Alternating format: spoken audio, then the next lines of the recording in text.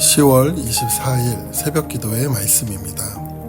오늘 본문은 예레미야가 3장 55절부터 66절입니다. 여호와여, 내가 심히 깊은 구덩이에서 주의 이름을 불렀나이다. 주께서 이미 나의 음성을 들으셨사오니 이제 나의 탄식과 부르짖음에 주의 귀를 가리지 마옵소서. 내가 주께 아랫날에 주께서 내게 가까이하여 이르시되 두려워하지 말라 하셨나이다.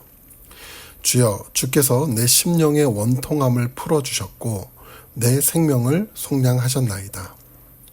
여호와여, 나의 억울함을 보셨사오니 나를 위하여 원통함을 풀어주옵소서. 그들이 내게 보복하여 나를 모해함을 주께서 다 보셨나이다. 여호와여, 그들이 나를 비방하여 나를 모해하는 모든 것, 곧 일어나 나를 치는 자들의 입술에서 나오는 것들과 종일 나를 모해하는 것들을 들으셨나이다. 그들이 앉으나 서나 나를 조롱하여 노래하는 것을 주목하여 보옵소서.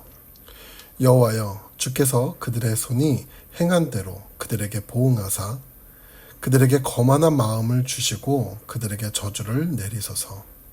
주께서 진노로 그들을 뒤쫓으사 여호와의 하늘 아래에서 멸하소서. 아멘. 예레미야 선지자는 남유다의 멸망과 예루살렘의 파괴 속에 많은 사람들이 고통에 신음하는 모습을 보며 애통한 마음으로 통곡하였으나 그 눈물의 근거가 고통과 슬픔 탄식의 눈물에서 소망을 바라보는 간구의 눈물로 바뀌게 됨을 앞부분을 통해 살펴보았습니다. 두려움과 막막함, 어둠만 있는 현실 속에서 자신의 삶과 행위를 돌아보며 여호와 하나님 앞에 다시 그 삶을 돌이켜 나아갈 때 그들을 불쌍히 여기시는 하나님의 긍휼하심 가운데 반드시 하나님이 하늘에서 살피시고 돌아보실 때가 있음을 예레미야는 확신하며 그 소망을 품길 원했습니다. 그리고 오늘 본문을 통해 예레미야는 어둡고 절망적인 남유다의 상황 가운데 하나님이 계속해서 남겨두신 소망이 있음을 말하는데 55에서 57절을 보면 깊은 절망에서 탄식하던 예레미야는 더 이상 시리에 빠져있지 않음을 드러내는데 그 이유는 기도의 소리를 들으시고 응답하시며 구원하시는 하나님을 바라보았기 때문입니다. 여기서 55절에 보면 여호와여, 내가 심히 깊은 구덩이에서 주의 이름을 불렀나이다 라고 말하는데 이 표현을 보면 예레미야가 처했던 심히 깊은 구덩이에 대해 우리는 두 가지를 생각해 볼 수 있습니다. 먼저 예레미야는 과거 비슷한 경험을 한 적이 있는데 예레미야 38장을 보면 예레미야 선지자는 남유다 백성들을 향하여 바벨론에게 항복할 것이 하나님의 뜻이라고 선포했을 때 그의 메시지를 거부한 남유다 백성들은 예레미야의 생명을 끊기 위해 깊은 구덩이 속으로 던져버렸습니다. 물은 없지만 깊고 진흙탕 바닥이었던 그 깊은 구덩이는 혼자서 빠져나올 수 없고 가만히 둬도 굶어 죽을 수밖에 없는 곳이었습니다. 아무것도 할 수 없는 곳에서 죽음만을 기다리던 예레미야의 심정은 외롭고 두려웠을 것입니다. 그런데 예레미야는 그 순간 그곳에서 하나님께 기도하였습니다. 사방이 막혀있는 구덩이 속에서도 본문 55절의 말씀처럼 열려있는 하늘을 바라보며 하나님을 향해 간절히 기도했을 것입니다. 그러나 간절히 기도했다고 해서 당장 상황이 해결되고 환경이 바뀌는 것은 아니었습니다. 그러나 예레미야는 자신이 간절히 기도했을 때 하나님께서 들으셨음을 확신하는데 56절의 표현을 보면 주께서 이미 나의 음성을 들었사오니 이제 나의 탄식과 부르짖음에 귀를 가리지 마소서라고 말합니다. 이는 하나님, 비록 지금 아무런 기도 응답이 없는 것 같아도 저는 이미 하나님께서 제 기도를 들으신 줄 믿습니다. 하나님, 저의 탄식과 부르짖음에 귀를 가리우지 마세요 라고 고백한 것인데 예레미야는 분명 하나님께서 그의 입에서 나오는 모든 말들을 듣고 계심을 확신하며 기도했던 것입니다. 예레미야는 아무도 없는 공포와 두려움, 외로움만 가득한 깊은 구덩이 속에서 어쩌면 그곳이 그의 인생의 마지막 장소가 될 수 있는 상황 가운데 놀라운 경험을 하게 되는데, 간절히 기도한 그날 하나님께서 그를 찾아와 말씀하십니다. 57절 말씀입니다. 내가 주께 아랫날에 주께서 내게 가까이 하여 가라사대 두려워 말라 하셨나이다. 인생의 마지막 무덤 같고 삶의 끝이라 여겨졌던 그 장소에서 하나님을 향해 간절히 기도할 때 깊은 구덩이 속에 예레미야를 찾아와 두려워하지 말라라고 말씀해 주신 것입니다. 절망의 상황이 소망의 상황으로 반전이 일어난 것입니다. 이렇게 심히 깊은 구덩이는 예레미야가 죽음에 처했던 상황을 말하는 동시에 그가 그 상황 속에 갖는 심적 상태도 드러냅니다.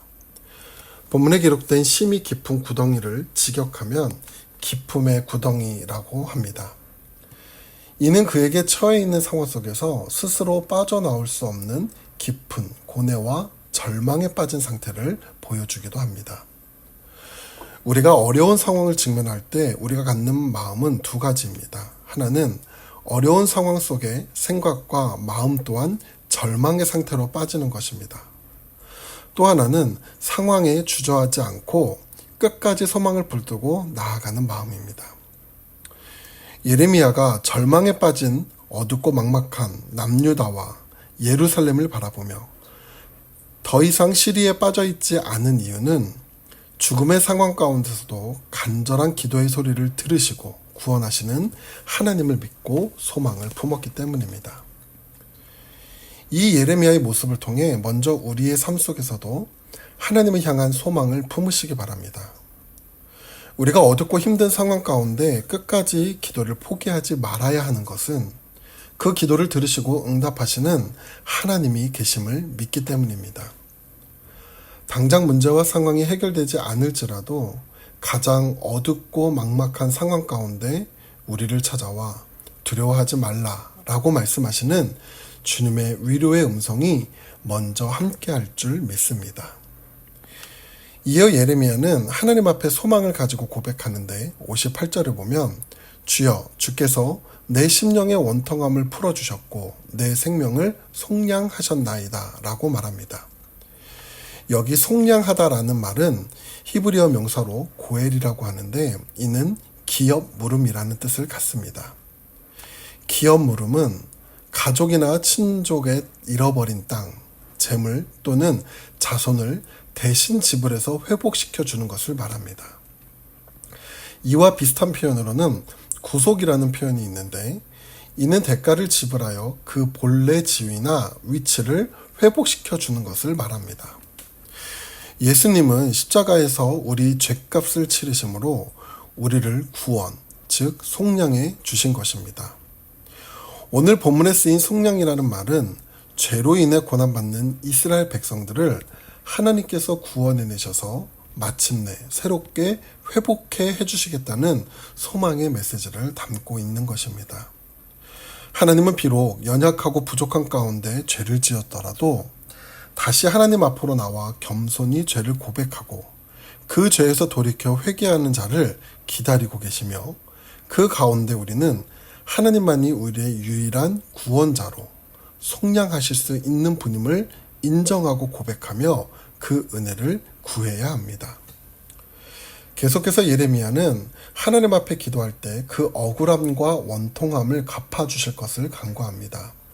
59절에 보면 여호와여 나의 억울함을 보셨사오니 나를 위하여 원통함을 풀어주옵소서라고 합니다. 예레미야가 간구한 억울함과 원통함의 해결은 무엇을 말하는 것일까요? 하나님의 징계 가운데 첫 번째 목적은 이스라엘 백성의 회복, 즉 예레미야가 3장에서 외쳤던 여호와께 돌아가자는 잃어버렸던 본래 모습의 회복에 목적을 두고 있습니다. 그런 가운데 하나님은 그들을 훈계하실 도구로 악함을 사용하십니다. 그러나 아무리 하나님의 도구로 사용되었다 할지라도 그 악함 또한 하나님의 심판을 피할 수는 없는 것입니다. 예레미야의 억울함과 원통함을 풀어달라는 기도는 이스라엘 백성들을 잔혹하게 억압하고 학대한 바벨론에 대해서도 하나님의 심판, 즉 정의와 공의를 펼치실 것을 구하는 기도입니다.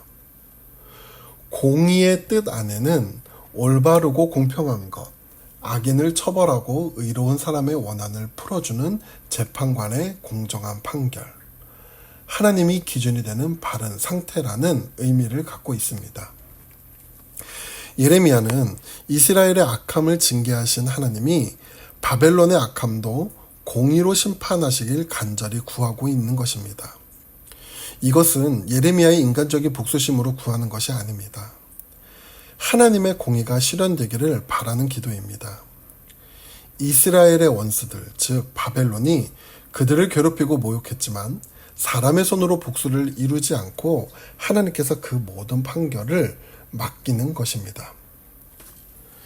여기 64절에 보면 그들에게 보응하사라고 예레미야는 기도하는데, 이는 원수들에게 하나님의 정의로운 심판이 내려져 그 심판을 통해 유다 백성들이 모든 어려움 가운데 하나님을 향한 소망 갖기를 기대하고 있는 것입니다.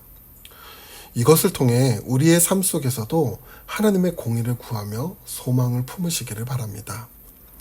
오늘 우리에게 던져진 삶의 어려움과 두려움 속에서 하나님의 함께하심의 음성을 붙들고 나아갈 때 우리의 믿음의 걸음을 가로막는 모든 상황은 하나님의 손에 해결될 줄을 믿으며 맡기는 믿음을 품으시길 바랍니다. 그때 우리는 오직 우리와 함께 하시고 우리의 돌이킨 삶을 용서하시며 속량의 은혜로 이끄시는 하나님을 바라보게 될 줄 믿으며, 그래서 절망 속에 소망을 품게 하시는 그 은혜를 주실 줄 믿고 나아가시길 바랍니다. 오늘 그 은혜를 소망하며 살아가는 귀한 하루 되시기를 간절히 바랍니다. 기도하겠습니다. 사랑과 공의의 하나님, 오늘 우리의 삶을 악한 길에서 돌이켜 하나님 앞에 나아갈 때 깊은 구덩이에 빠져 절망 가운데 있던 우리의 삶과 심령을 불쌍히 여기시고, 우리가 그 어둠 가운데 간절히 기도할 때 두려워하지 말라는 그 음성이 오늘 성도님들의 삶 가운데 나타날 수 있도록 은혜를 베풀어 주시옵소서. 또한 상황의 어려움을 하나님 손에 맡기며 나아갈 때 나보다 앞서 그 문제 가운데 일하시며 역사하시는 공의의 하나님을 바라볼 수 있도록 인도하여 주시옵소서. 오늘 하루도 하나님의 구원의 은혜 가운데 살아가게 하실 줄 믿으며 예수님의 이름으로 기도드립니다. 아멘.